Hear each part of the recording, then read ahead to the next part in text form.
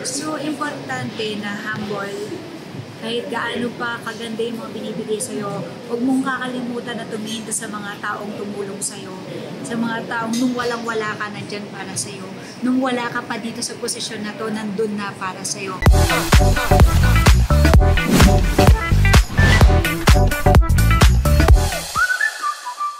Natutunan ko lang kung paano mas maging humble talaga.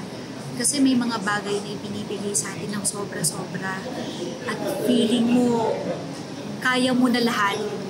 May mga ganon pagkakataon na ibibigay sa'yo yung sobra-sobra. At kapag masyado mo nang inilagay yun sa ulo mo kesa sa puso mo na puso kasi nagiging grateful kayo. At nakikita mo yung magandang dahilan kung bakit binibigay sa yung blessings na ito. Hindi siya yung nilalagay natin sa ulo at nangyayari nagiging negative.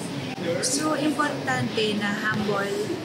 Kahit gaano pa kaganda yung mga binibigay sa'yo, huwag mong kakalimutan na tumingin sa mga taong tumulong sa'yo. Sa mga taong nung walang-wala ka, nandyan para sa'yo.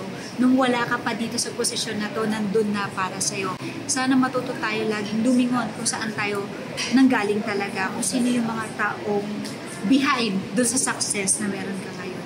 Huwag talaga makakalimutan. And of course, yung loyalty. Pagiging loyal lang talaga sa kung saan ka, or sa kapuso. Pagiging loyal na kapuso, importante yun. At wag na wag kang mawala ng pag-asa.